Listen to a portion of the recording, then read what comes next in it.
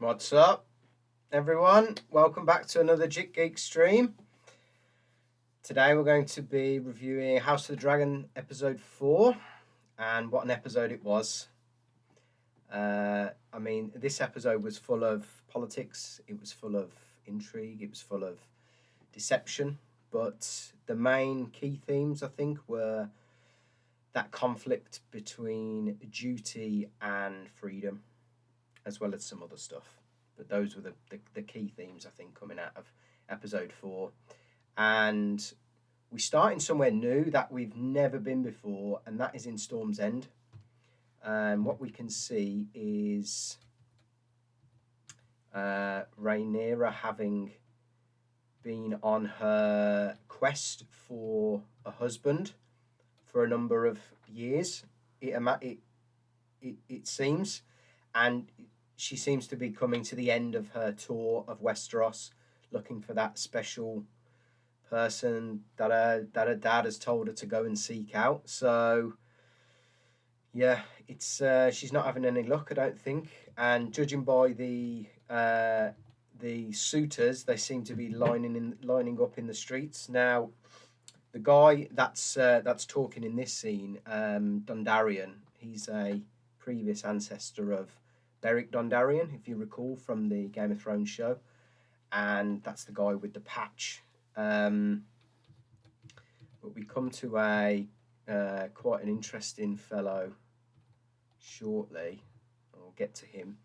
This guy, the Lord of the Lord of Storm's End, a Baratheon, is someone we've seen before in episode 1, and I guess he's there just to oversee the princess, really, and facilitate. But we get to this interesting character, and he is he's a Blackwood, and in the books, the Blackwoods and the Brackens, and we'll get to the Brackens. This guy on the left, they are in this goes back, an ancestral feud. Now this goes back time, aeons of years. So it's a great little scene because it's like a nod to the book fans out there, and these houses have never gotten on. And it's a great little speech by the little lad. But it's clear that Rhaenyra sees herself more suited to the Bracken guy, the bully, the loudmouth. He's a bit of a rogue, and I'm guessing he reminds her of her Uncle Daemon, because he's a lot like that. He's very loud. He's very outspoken. He's very boisterous. So we'll see what happens there.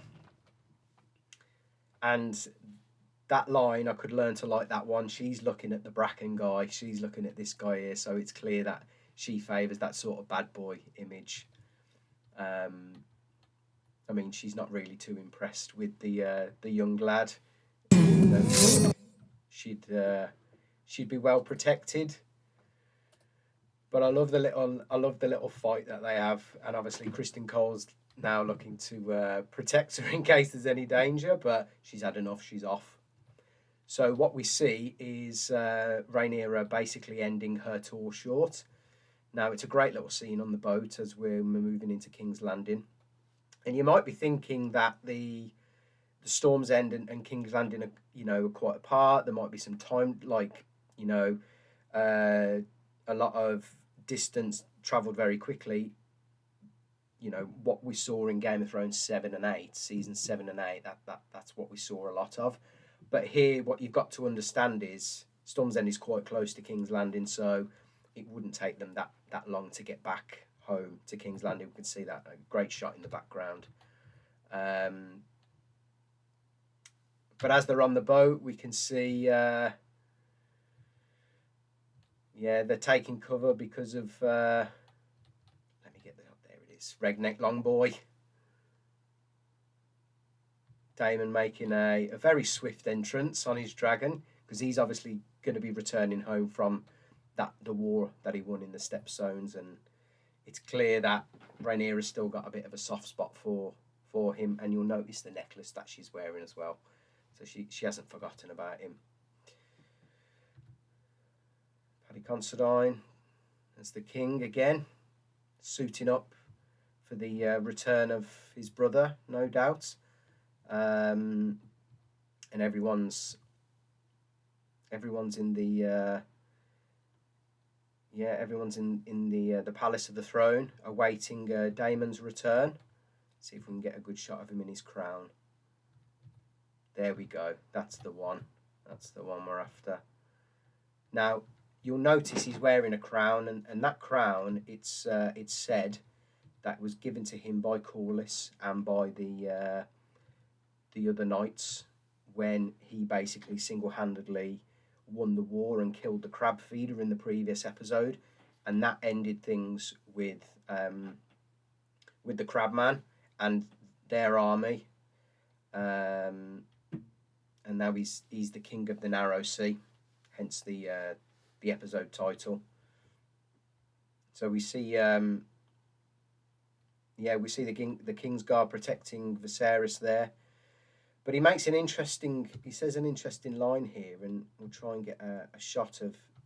So that axe actually belonged to the crab feeder, and he passes a comment to add it to the chair.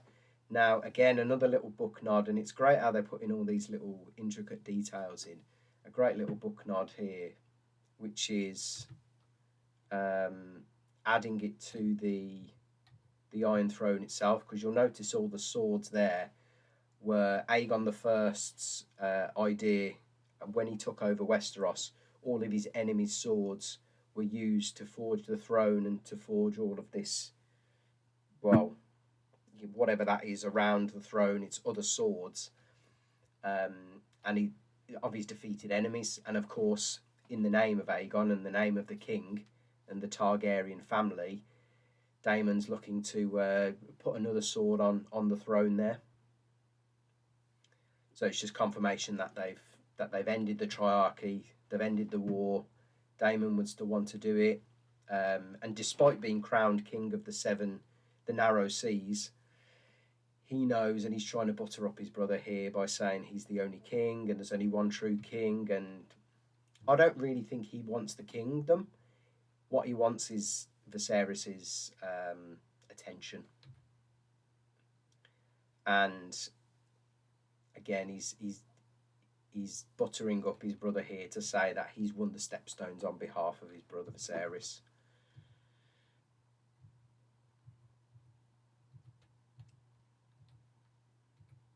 Now we'll get to the scene where it's evident that, here we go, now they embrace, and that's really all Daemon wanted. He just wanted his brother's attention, his love, and his acceptance, really.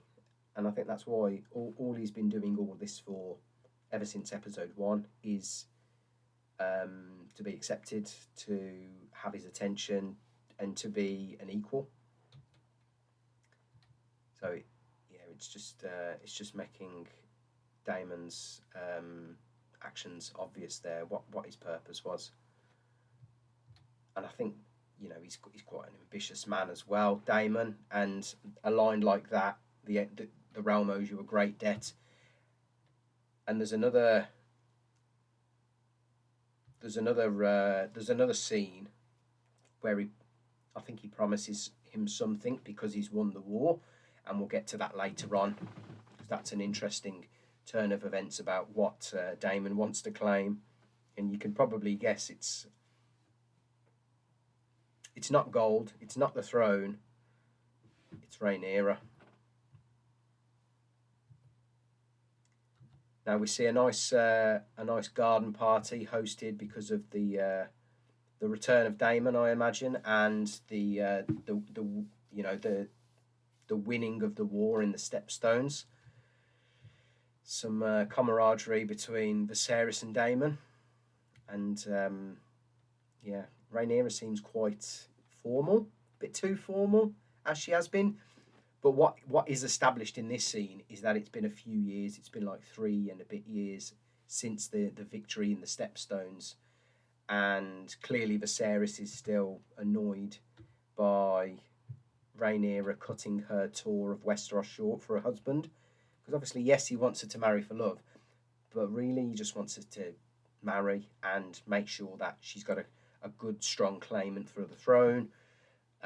Her being heir is bolstered and can't be put into question because she then has a partner. But obviously, that effort and that plan failed. It's still awkward between these two, but we'll get to a scene shortly where they try and rekindle their friendship. And I mean, it's a great little line here. Would he like to see the tapestries? No, he bloody wouldn't, because it's probably boring as hell. And again, we get a bit of tone from Viserys, still annoyed with Rhaenyra. So you go off Rhaenyra and just do what you got to do. But Daemon still has a thing for her. You can tell he looks longingly when she's on her own, and it's clear that passion for Rhaenyra is still there. And this is the scene I was talking about. Rhaenyra drops a great line. How romantic it must be to get imprisoned in a castle and to squeeze out heirs. And it's great how they shoot straight to Alison there, because really that's all she's been doing. She's been forced into the Game of Thrones. She's been forced into staying in the castle and squeezing out heirs for Viserys. Whether those heirs are the true heir, that's for you to decide, and that's for the people of Westeros to decide, I think. But it's clear that, Alison's duty to the king, and she's jealous of Rhaenyra's freedom, and Rhaenyra at the moment she hasn't got really much responsibility. She's not really taking her duties as heir very seriously. So yeah, it was an interesting dynamic, but it brings them back together as friends, and you can clearly see that they're trying to rekindle their friendship, and it was just another scene about about Rhaenyra ending her tour of Westeros to find a husband slightly earlier. Just confirmation that Viserys was very annoyed with her. But Alison isn't doing very well, it seems. She's got very few friends. She doesn't spend a lot of time out of the castle. She's just had another baby, and we'll get to that scene shortly. She's doing her duty as queen and as wife, but that lacks freedom then. She's been forced into this world, into this life, and whilst it's probably the best thing for her house politically and for power, it's not a life she likes living, and I think she's quite jealous of the freedom that Rhaenyra has. People just see her as the queen. She's no one's friend, and I think it's not really helping in terms of a social life either. But they clearly miss each other. They're clearly still friends, and this is a great setup for scenes to come when Rhaenyra is brought into question. What I did like about this scene with Daemon and Rhaenyra was the High Valyrian again, because it just rolls off the tongue. It makes you believe that they have been, they speak it naturally. It is done so well. And what I always like about House of the Dragon at the moment, they ask the why questions. Why did they come back? Why did they do this? Why did they do that? Even the prophecy stuff. Why did Aegon fly to Westeros? Why did Aegon conquer Westeros? Because of his dream. So the question of why is fascinating, because it always drives the motivation of the characters. But the key thing here is Daemon misses his home comforts, and whether that's Rhaenyra, whether that's his mistress, Mysaria, whether that's other home comforts that we've seen him indulge in, we'll see that very shortly. There we go.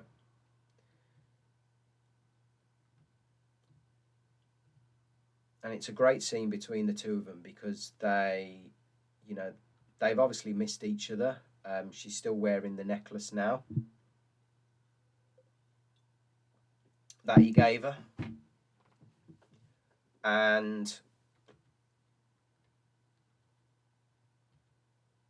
he offers Rhaenyra an interesting perspective on her troubles as a princess and finding an heir.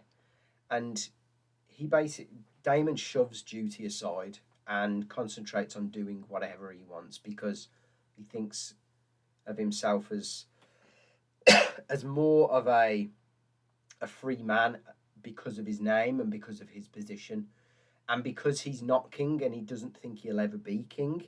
He thinks he can do what he likes now, and to a certain extent he probably can, and he gets away with it. He can start wars, he can take other women, he can go into the slums, and I think he's trying to show that side to Rhaenyra. Yeah, duty's great, but there's a world outside of duty, and Alison and Daemon give Rhaenyra they're kind of the angel and the devil, the duty which she must do, or she's almost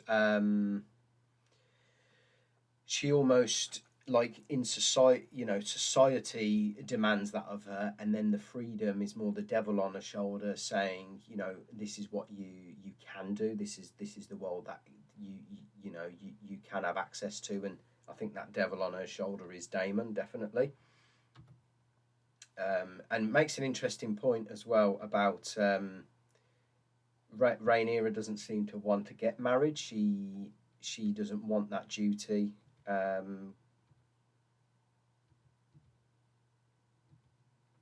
She doesn't want kids. That's obvious, and makes a point about her mother and her mother's mother, and previous Targaryen women who have basically been forced into duty, forced into having heirs, forced into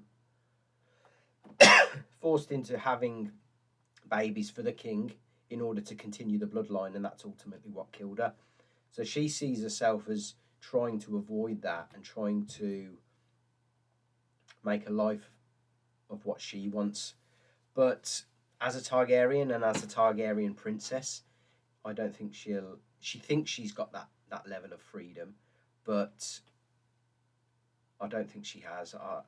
And it will come to pass where her duty as princess not so much will be brought into question, but it will ramp up in terms of its seriousness, i.e., I think in the back of her head at the minute, she believes people want Aegon as the prince and as the heir, and I don't think she's taking her heirhood too seriously.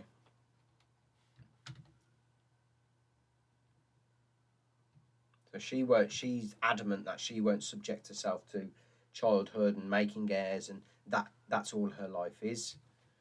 But Daemon's brings an interesting perspective in that you can't live in fear, and it's a great life lesson, I think, to anyone really. You can't live in fear. You've just got to go out there, make the best of your life, and make the best parts of it, and don't live in fear.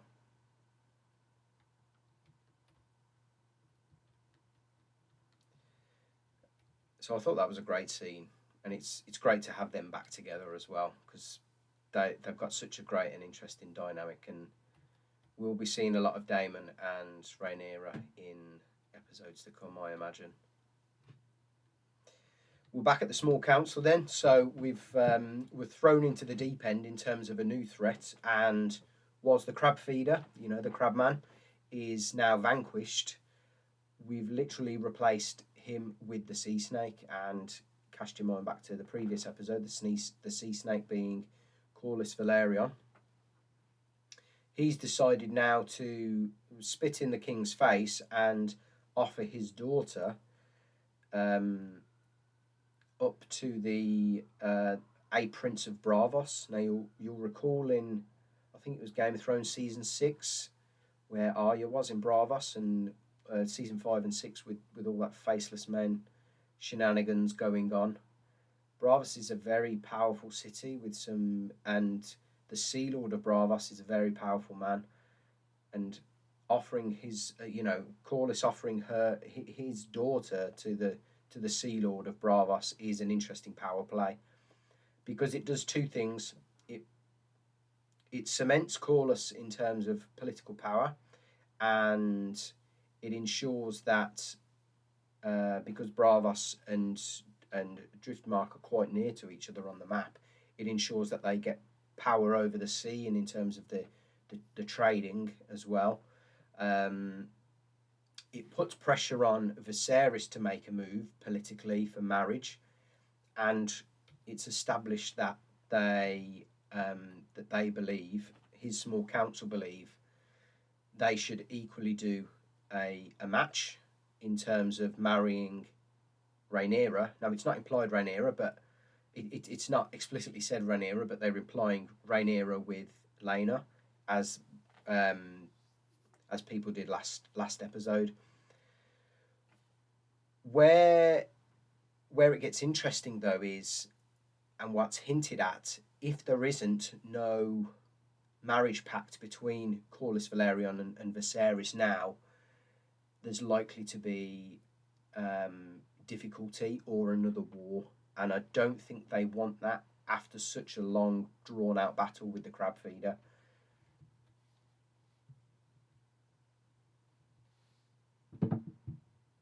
So there we go, and it's Otto that breaks the news from.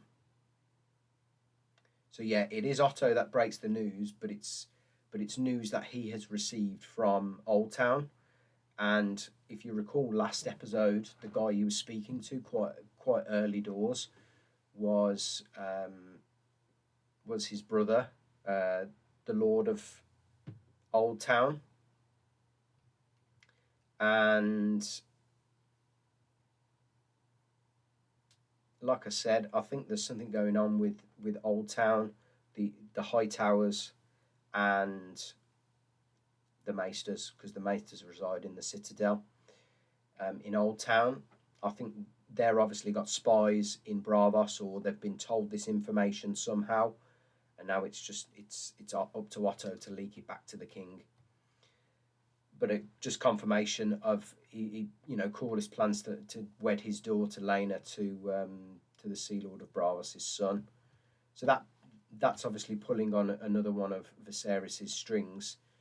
What he does with it, well, we don't find out in this episode, so perhaps that's something that's either the conflict is resolved, or maybe Viserys doesn't do another move, and maybe he goes back to his old ways and is quite timid and placid and reserved with his actions. We'll see about that though. I'm pretty sure.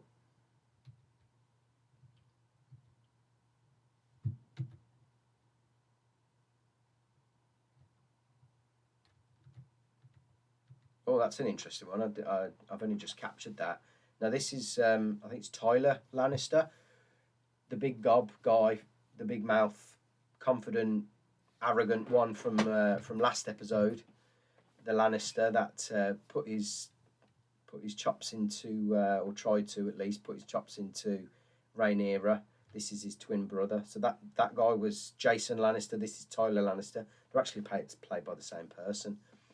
He's now on the small council in replacement of Corlys Velaryon, because he was obviously off now. He's had enough of the king, and he doesn't want to sit on his small council as master of ships. So they're trying to seek their own marriage pact to keep it sweet. And we cut then to Alison with her new baby daughter, clearly doing her duty. And again, these two scenes contrast each other and again bring out those themes of duty and freedom. Whereas Alison is doing her duty as queen, will, in a couple of scenes' time, Rhaenyra is Rhaenyra finds a scroll with a hidden passage in through one of her walls and is able to escape the castle. Now, who does she go and meet other than her uncle Daemon? Now, those passages were actually made by Viserys's uncle, Maegor the Cruel. He was one of the previous Targaryens, and he basically made them in order to escape or to listen in secretly through walls or passages, or to escape if there was any danger, if they were getting attacked. It would be a quick exit out of the castle. But here, obviously, Daemon's come to learn of these and has snuck Rhaenyra out for a night on the town. And again, it just goes to show the contrast between Alicent and Rhaenyra, that dutiful wife and queen, versus the freedom of being a princess and not really taking your responsibilities as the heir to the throne as serious as you should be. Now, at this point, Daemon's got his hood down. They're trying to be very low key, and they're trying to they're trying to evade any being spotted and evade anyone seeing them. There's a lot of magic and a lot of street shows, etc. And again, it cuts to Alicent doing her duty as wife again and helping out the king with more of his cuts from the throne, no doubt. That's an interesting shot. So if you notice, his fingers have totally gone now, Viserys's. In the previous episode, they were probably half gone and rotting, but now you can clearly see that they've gone altogether. And Viserys has got other cuts on his body, and we'll see in another scene later on that he's also he's covered in this, whatever I don't think it's a disease, it's just the Iron Throne cutting him. And as I've said in previous episodes, for the Iron Throne to do that, it means he's not the right king, or he's not a good king for the realm, for the chair, whatever. It's the chair's message that this king is not the right king or a good king. Now Daemon takes him to Rhaenyra to an interesting show. And just a quick one, for those that have read the books, I thought this was, and for the Fire and Blood books, I thought this was Mushroom, but I don't think it is. Because I know we're going to see Mushroom. And Mushroom, for those that don't know, Mushroom, and spoilers, Mushroom in the books is like a jester. And he talks a lot about sex and a lot of the politics involving intrigue and people getting together, and that's kind of like his forte. And I thought this guy, because he was talking a lot about that, the politics and the relationships, and he's quite loud and out there. I did think this was Mushroom. Anyway, they talk about Rhaenyra being on the throne, and everyone's booing her because they don't want her to be queen.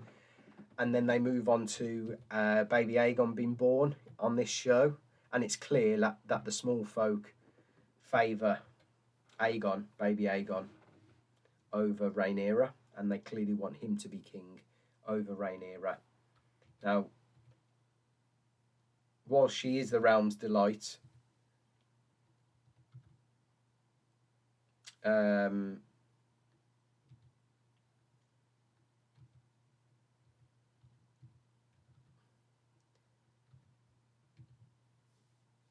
yeah, while she is the Ram's delight, she's having none of it, Rhaenyra. But it is clear that the small folk are in favour of Aegon. Whether that is a boy, it's probably got a lot to do with it. Um, and because they've only seen boys on the throne, or men, should I say, on the throne so far, it's probably just tradition. But Daemon makes an interesting point and says, ultimately, in order to be a good king or queen, you need to have the small folks' opinion on your side. And a line that I picked up on a rewatch was Rhaenyra mentioning about of their opinion being of no consequence. There we go. But I think that's untrue, because in order to, and I think this was made evident in the Game of Thrones show as well, in order to be a good king or queen, you need to have the small folk not just respect you, but, like you. And I think that's what we're seeing with Viserys at the moment. I think the people genuinely quite like him. But because of this war with Baby Aegon versus Rhaenyra, I think it's causing a lot of grief, and we'll see what happens. There you go. They're of great consequence if you expect to rule them one day, because these are the people that she'll be ruling over from King's Landing. Obviously, she'll be ruling over the whole of the kingdom in Westeros, but these are the ones that will be seeing those decisions, and should be trying to improve the lives of these people immediately. Anyway, she storms off because she's had enough of people saying that they want Aegon on the throne. And again, she just wants to be free of her responsibilities and her duties and what she's inheriting. Now, she steals some food from a street vendor, and we cut back to Alison, again being a dutiful wife. And then I think, is this the scene when she runs into, yeah, she runs into, and I've got the notes, I think she runs into, I think it's Harwin Strong. Now, we'll know Lionel Strong from the small council, and Harwin Strong is one of his sons, who's part of the King's Guard. But he obviously recognises her, and it's clear that, yeah, she just wants him to shut up and not make a sound and not say anything. And I don't think he does. But she's clearly enjoying the fact that she's out on the town and she's free of responsibility, and and she's with her uncle. But things don't stop there. That isn't the end of the night. Now again, this theme of duty carries on for Alicent. She's been summoned quite late to the King's chambers. I wonder what he's after this late at night. Probably only one thing. Now we cut back to Daemon and Rhaenyra, and it's obvious that this is the first time Rhaenyra has been in such a situation like this, either in the brothels or in kind of like the lower parts of King's Landing. But this is where these are the home comforts that Daemon was after, I think. Not just Rhaenyra, not just the nice cheese and wine, not just his king's favour, but his real home comforts that he enjoys. Two things on this scene. It's clear again that Rhaenyra is doing her duty as a wife. She's not enjoying herself, and you can see that she's picking at her fingernails again. But you can see from Viserys' back, and if we there we go, you can see that some of these cuts have now either spread or grown elsewhere, and they're growing in size as well. So it's clearly becoming an issue for him to be on the throne, and he's not worthy of being on the throne, and it's becoming a bigger and bigger issue. And I don't think he's got long to go, personally. It's great how they intercut the both of them, the freedom and duty themes, cutting back and forth. Now this is definitely where Daemon wanted to be, and it's a reflection of what he said back in one of the earlier scenes about seizing the day, taking up opportunities, don't live in fear, take what you want, basically. Whether he said that as a prince or a Targaryen, or probably both, I think it's both. I think he thinks he can do what he likes because he's the prince and the Targaryen. And I think he's probably coercing Rhaenyra into feeling the same as well, but as heir, and having that virtue, and she needs to keep up appearances, and she needs to keep up this like professional and this royal societal view. It becomes evident that Rhaenyra really shouldn't be doing this.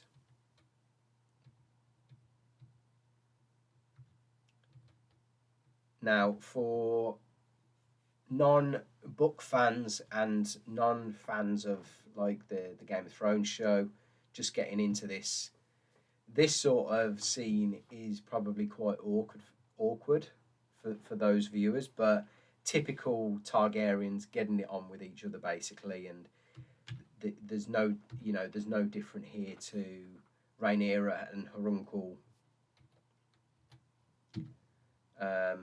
coupling, as Otto will say shortly.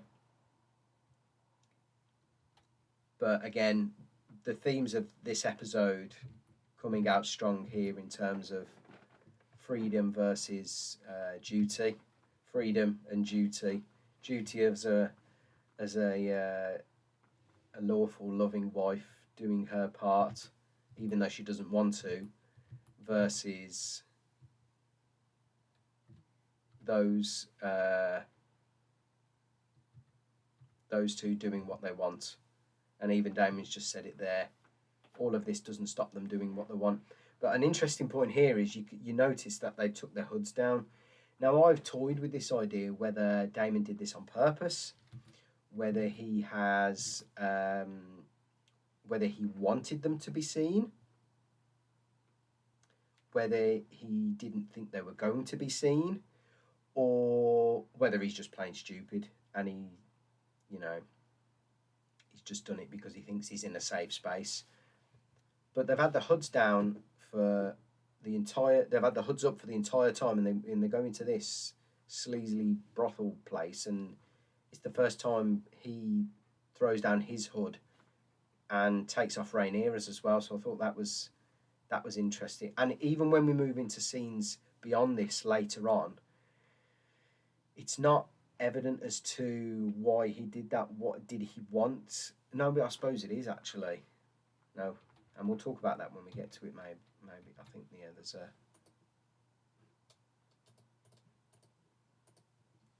And they clearly like each other. And whether they do it, I don't think they do, because I think he brings her into this environment thinking that he's going to scare her, but she's clearly loving it, and I don't believe that that's what he wanted the reaction to be from Rhaenyra. I just think he wants to open her eyes and showcase, life outside of the Red Keep and King's, the throne room, I guess. And she's really getting into it. And then he just pulls away.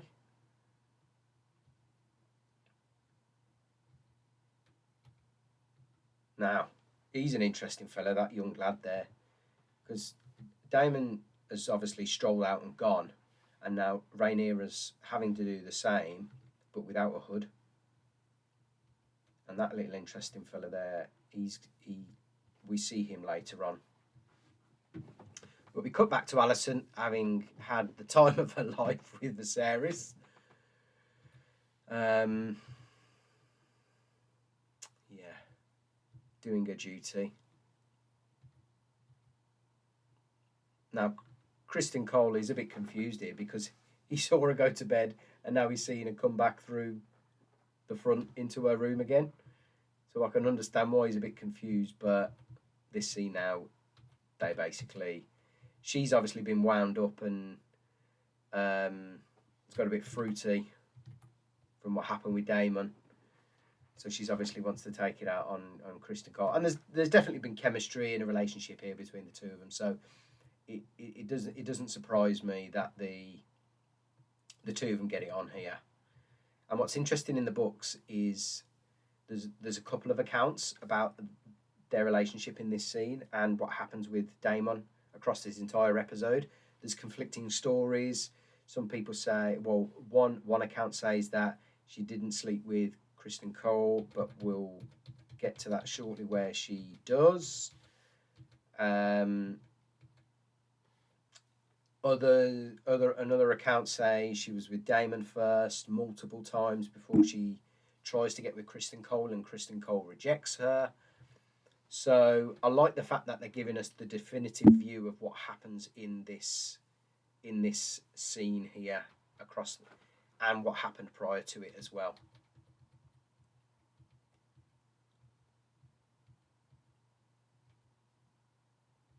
Yeah.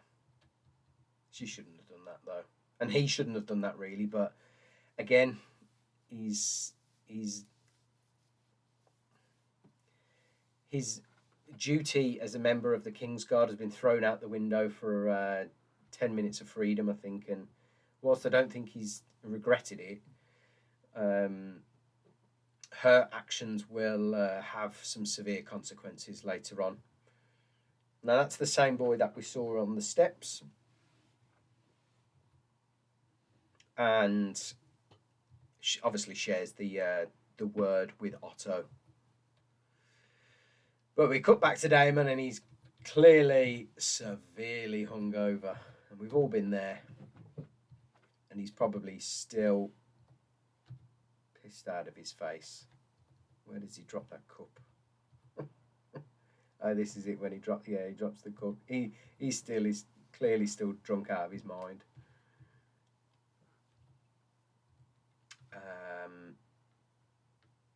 Now, who we just saw passing that information on to Otto, well, none other than this little lad here. And Massaria passes a comment about not being a lady of the night anymore, not being Daemon's mistress, basically, but trading that life for a life of more so like Varys from the Game of Thrones show. Information, secrets, lies, and trading that for money. And obviously she's got her little spies across King's Landing selling secrets and lies and information to the king or the Hand, and in exchange for money. And I think we'll see a lot more of this from Massaria going forward as more of our Varys, the Spider, as he was known in Game of Thrones. I think she'll end up becoming a lot more like Varys as we move forward.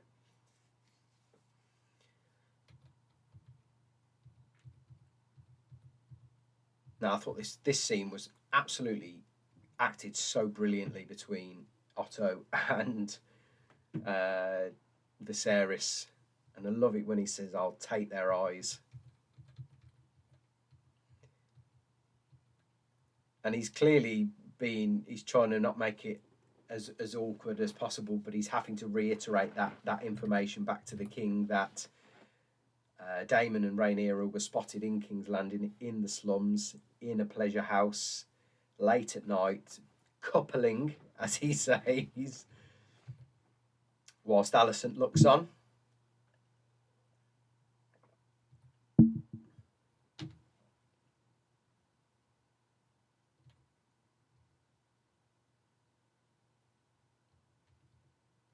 does he say the line?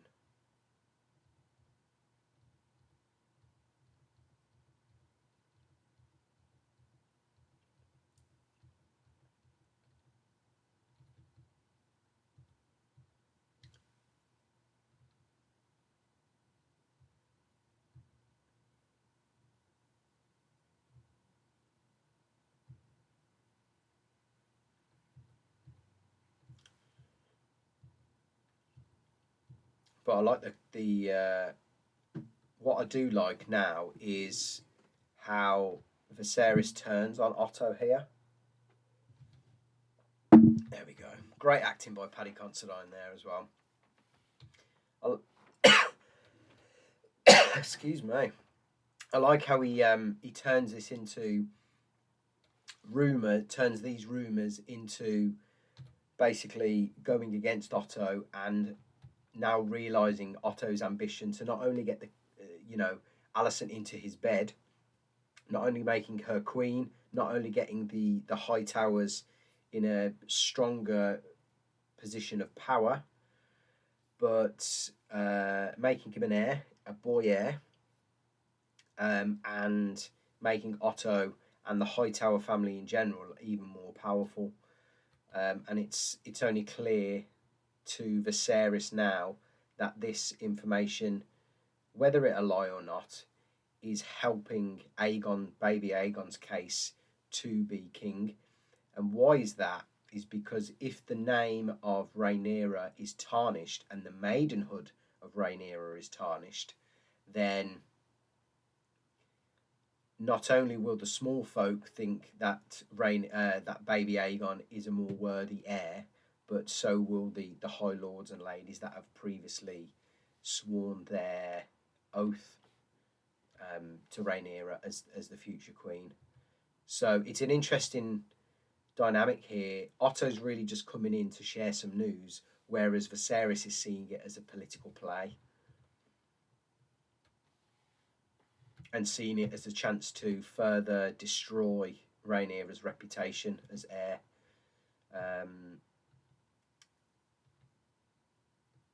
I don't think he had any that real intent. It just so happens that that sort of information would tarnish Rhaenyra, but it's clear that Viserys has had enough now, and I think he's finally joined all the dots.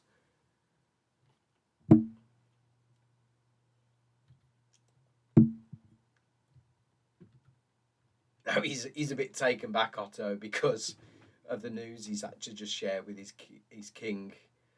And one thing's interesting is Viserys doesn't seem to think that it's more the fact that it's going against her virtue and her upstanding as a noble and a royal member of the of the Targaryen household, as opposed to the news of Rhaenyra attempting or maybe having sex with her uncle. That's not the news that disgusts him. It's more the fact that people are starting to rumour and put into question her maidenhood and her behaviour as heir and as princess to the throne.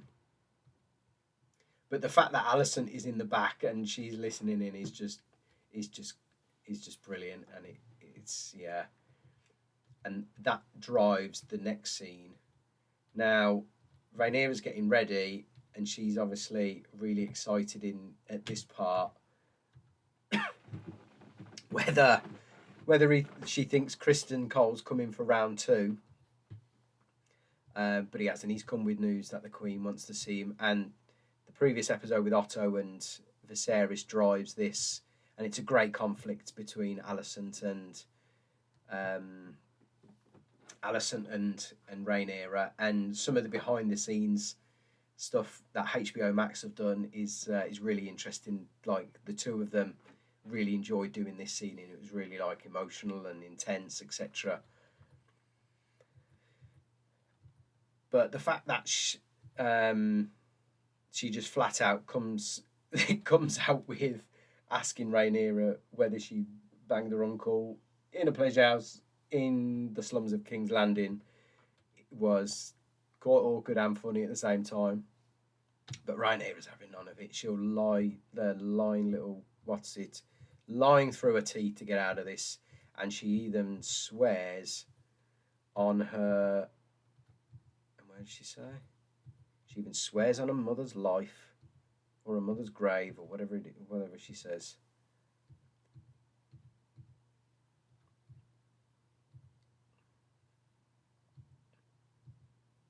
There you go. Swear the memory of her mother. She even goes as far as that just to protect the lie. Whether this comes back to bite her, I don't know. But she's clearly convinced Alicent that her maidenhood is intact, her virtue is intact, and she still remains a respectful princess. But does remind Rhaenyra and gives her a very valuable lesson that if the other noble houses put her maidenhood and her virtue and her actions into question, she won't get a husband. She won't find a good match, and it could mean that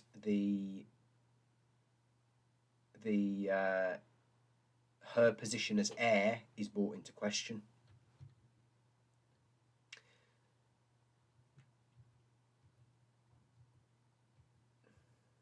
Now,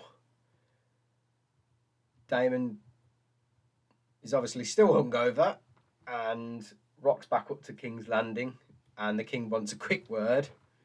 But I love this scene between the two of them because he's not even denying it, Daemon. And I paused earlier because I've realised now what this scene exactly means.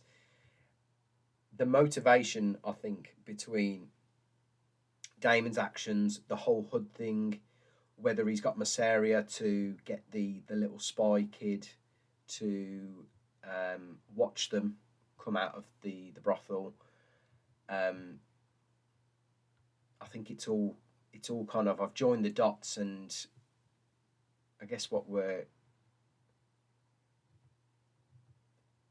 I think what's happened here is that what Daemon wants ultimately is Rhaenyra, and he confesses that in this scene to Viserys.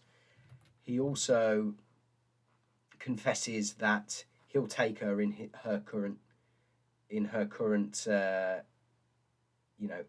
position, and I don't think he denies that he's had sex with her, and I don't think he denies that he's took her virginity, and I don't think he denies that he's took her maidenhood. But he's saying to Viserys, regardless of all that, I'll still marry her. I want Rhaenyra, and I'll be that match for him, for her. So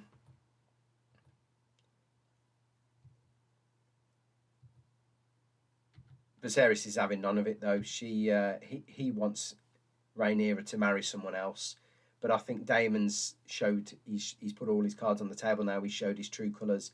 He showed his ambition is not for the throne yet, but is for Rhaenyra, and Rhaenyra gets him the throne.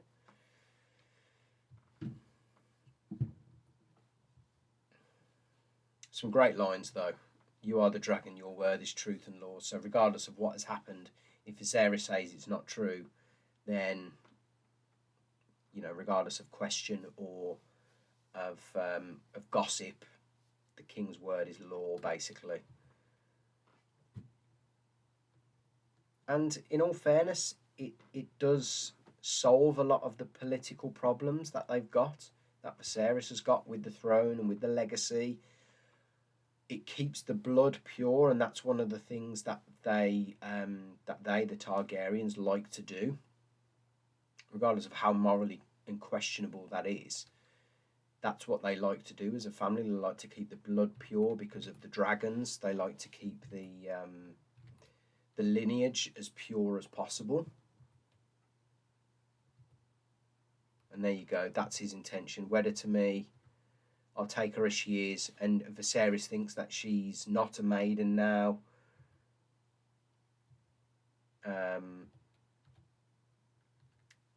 drops in Aegon the Conqueror having 2 wives, 2 sister wives, mind you, but nonetheless he had 2 wives. And I think Viserys has had enough of him now. And drops in the line about the House of the Dragon, returning it to its proper glory. And I think that's kind of the final stab in the back, really, from Daemon, suggesting to his own brother and king that his job at the moment isn't restoring the Targaryen name to its former glory, and it's kind of gone downhill. Which I agree with. Some of his decision making, Viserys, in these previous episodes has been very lackluster. It's been very slow. Some of his long term decision making as well has been brought into question, and it's also been negatively received by a lot of the noble houses as well, and they've been using Viserys to get more power politically. These other houses have, and they've been manipulating him. And as we heard in the first episode, Daemon even said, "You're weak. You know, these other houses are using you. They're taking advantage," and he's letting them. Now that, coupled with not only some poor decision making with wars and other battles, etc., but this whole fiasco about who is actually going to be the heir, I don't think is making the legacy of Viserys very strong.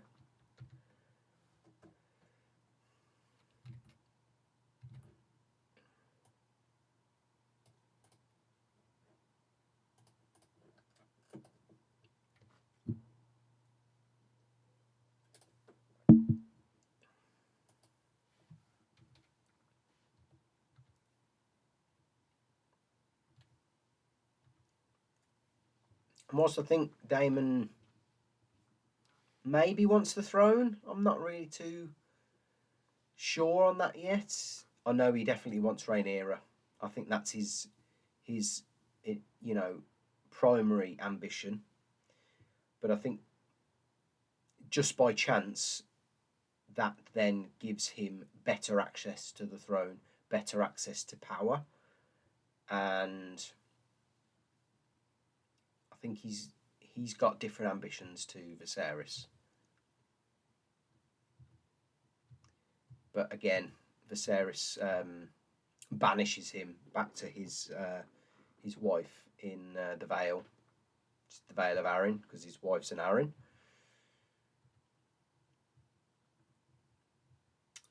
Now we cut to a great little scene actually with Alison and Viserys. Just recapping on the events, but it's clear that Alison has not only rekindled her friendship with Rhaenyra, but obviously they've rekindled their trust and they've rekindled their bond, and she's now counselling her king and husband to convince him that Rhaenyra is telling the truth, and her maidenhood and her virtue and her position as princess should not be brought into question. But Viserys takes an interesting approach and compares them as they share the blood of the dragon. They're equally as restless and chaotic, which, yes, we've seen that with, especially in something like episode 2, where Rhaenyra just flew off and went to Dragonstone and captured the egg back from Daemon. Daemon equally not only starting a war on his own without consent or support from the king, but finishing that war by himself. So they are equal in that sense. But I don't think you can compare them entirely, Daemon and Rhaenyra. I think they want different things. But what's helped the cause for Rhaenyra here is the friendship and the bond that was brought back by Rhaenyra and Alison earlier in the episode. Now, this is where Rhaenyra's freedom goes out the window, and her role as princess and her duty as princess almost not starts again, but is taken a lot more seriously by the king, because the whole point of a princess in the show's eyes, and the whole society of Westeros, is to be dutiful first and to take your responsibilities quite seriously, which is something that Rhaenyra hasn't been doing. That's interesting. That Kristen Cole there lets her in after what's happened.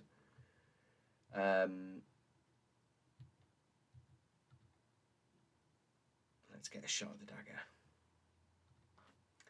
because we're treated to some great prophecy stuff here, and you all know that I love the prophecy stuff, the books, the shows,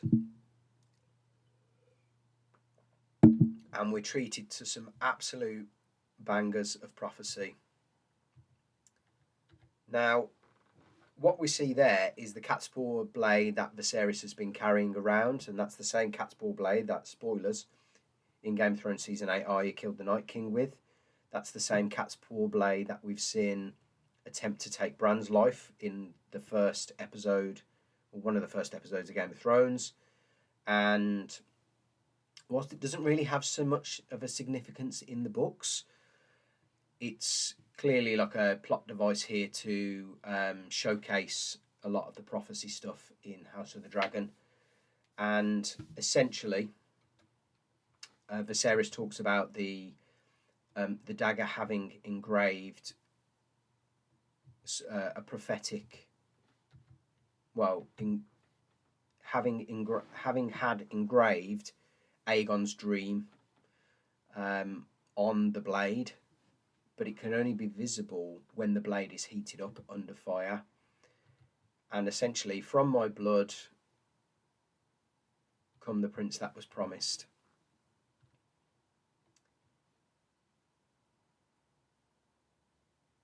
And his will be the song of ice and fire. Now that's an absolute massive callback to not only some of the prophecy stuff in Game of Thrones, but a lot of the stuff in the books as well.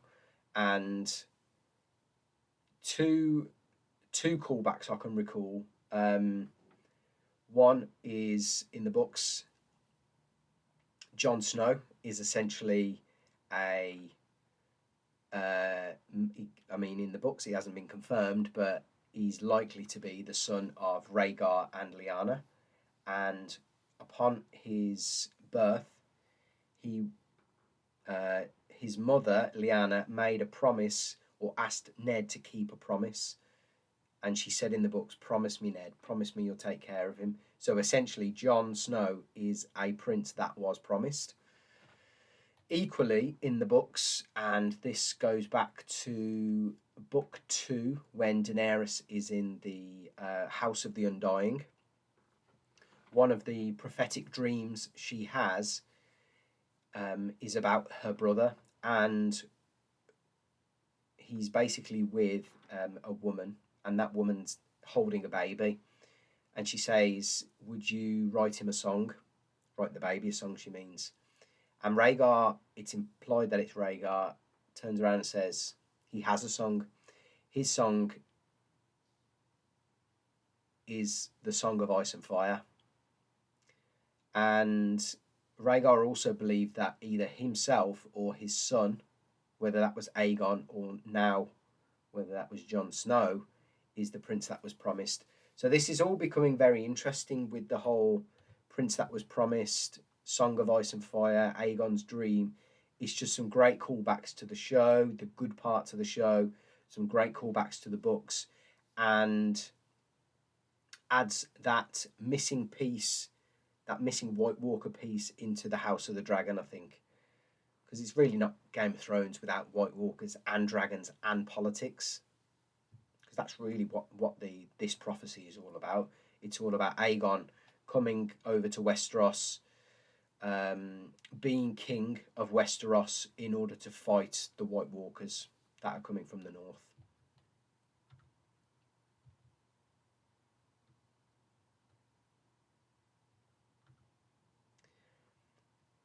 Now this is where I liked Viserys bringing bringing Rhaenyra on board with the prophecy stuff and making sure that it forms part of her duty as not just the princess, not just the heir, but for the Targaryen family legacy. This is something that she needs to know. This is something that she needs to be considering talking to her children and passing this message on. This is larger than the, well, as they're saying here, the throne, the king, the world, the family name. This is about humanity. This is about everyone, basically. And if Aegon's dream comes to pass, then this threat from the north, i.e. the White Walkers, are the greatest threat for everyone. And that's one of the most important things about the prophecy is, and it goes back to Jon Snow's story, whether in the book or the show, everyone's really worried about the throne and sitting on the throne and taking the power, but really the main issue is this threat from the north, is the White Walkers, because they will, if they get the upper hand, if they succeed, then it's game over for everyone.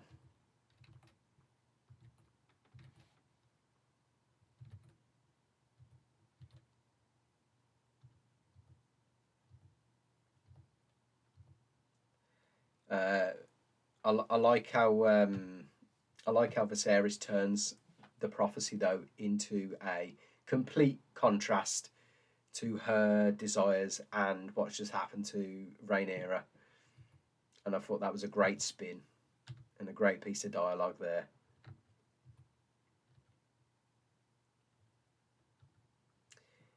Now he's clearly angry about her actions and what she's done. He's not angry that she's been with her uncle, because that's common and that's the norm for Targaryens, but he's more angry for the fact that, you know, she's the princess, she's a maiden, or she's meant to be portrayed as a maiden, and they're looking for a suitor. And with all of those brought into question, like I said earlier on, they're not going to find a good match for her.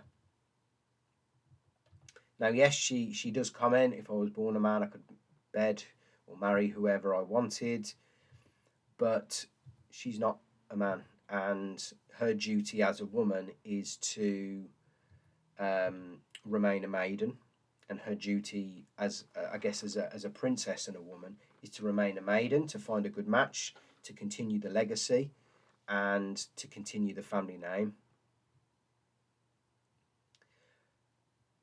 Viserys also brings up an interesting point about the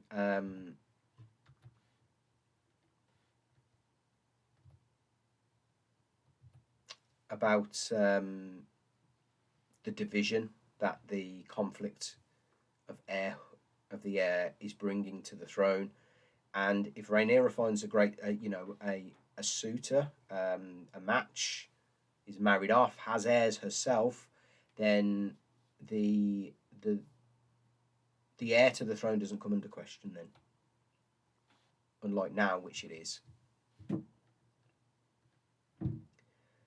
For once in his life, he's made a decision. He's made a good decision, and I think this is probably one of the most, whilst political, it's one of the most concrete decisions Viserys has made as king. And as he said, your courtship's at an end. You will wed Sir Laenor Velaryon. Now that does two things. It locks Rhaenyra off. It solidifies her as heir. It stops stops any conflict with the Velaryons, and that whole piece with Corlys marrying his daughter to the Sea Lord of Braavos. It stops any question at the moment about Rhaenyra being the heir, and it gives Viserys and I suppose the realm and the people and society hope that Laenor and Rhaenyra will create a new heir to the throne as well. So it solves a lot of a lot of political issues, but it's definitely goes A, against what Rhaenyra wants, B, against what Daemon wants, and C, what Viserys told Rhaenyra last episode, which was go and find someone that you love.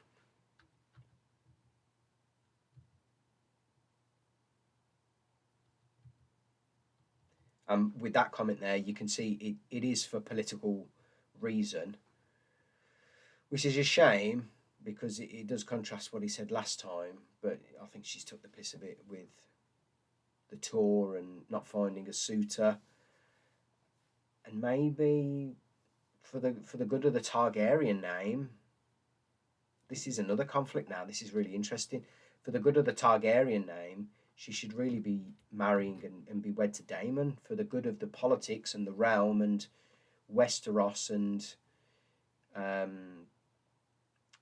the people, she should be marrying Laenor Velaryon.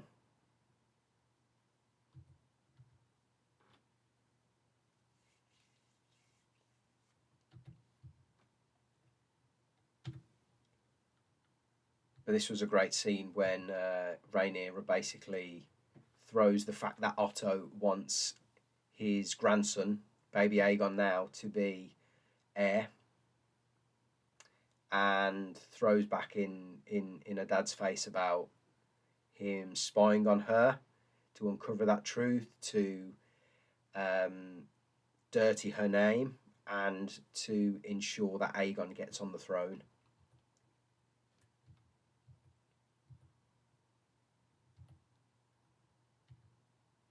Now, yes, Viserys is defending Otto, but we'll see in the next scene that he's had enough. That whole shindig about trying to belittle Rhaenyra's name, trying to spread gossip and rumour, trying to make a power play to put Aegon on the throne, it's all coming to a head now. And this whole idea about duty versus freedom really does a 180 on Rhaenyra here, and she's gone from living that free life with Daemon in the street, in the streets earlier on in the episode, to having been forced into a dutiful decision now and having to come to terms and accept that marriage with Laenor Velaryon. I thought that was another banger line as well. You must first do yours as a king before I can do my duty. And that duty is essentially, they talk about his dad, Jaehaerys, and they talk about his uncle Balon. Sorry, not his dad, Jaehaerys. They talk about his uncle Jaehaerys and his dad Balon, and Balon was the hand to Jaehaerys at the time. 5 days after Balon's death, who was named hand, none other than Otto Hightower. And that was, Viserys implies that was largely a political move as well.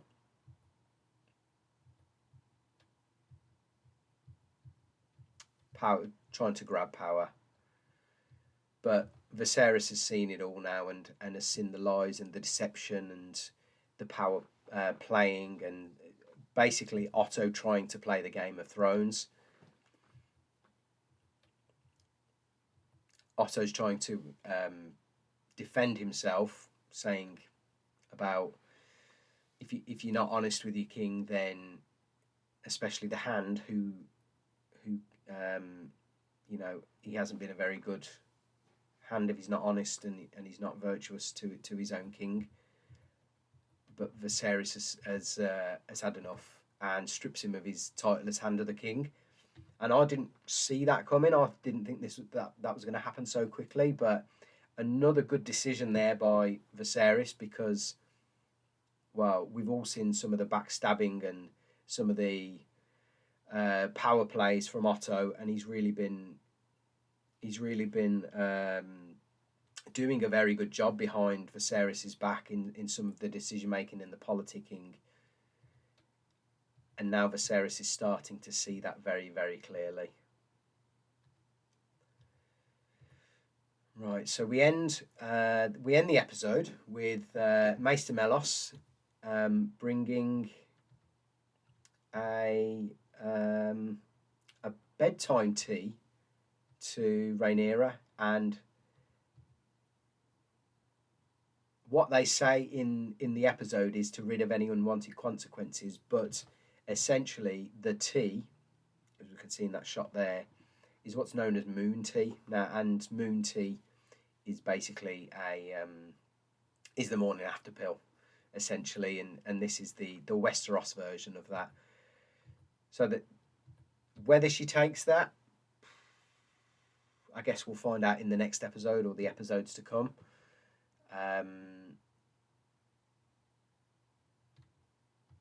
And that's it. Yeah, I thought that was a great episode.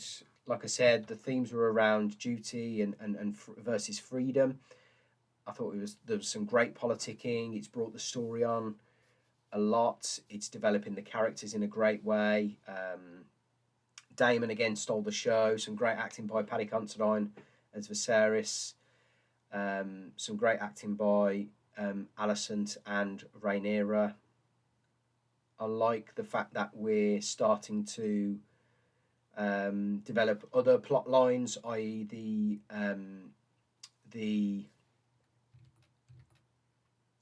war or the potential conflict with Corlys Velaryon and Braavos against the crown. Daemon again proving difficult for his brother, the king. And now, what is Otto's motivations going to be? Where does he go with his story? So, yeah, I thought it was a great episode. I hope you've all enjoyed the review. I'm loving making these at the moment. I'm having a real good time. I just hope you're enjoying the content as well. If you did, smash the like button, comment down below, subscribe to the channel, and I'll see you for the next one. Thanks a lot. Take care.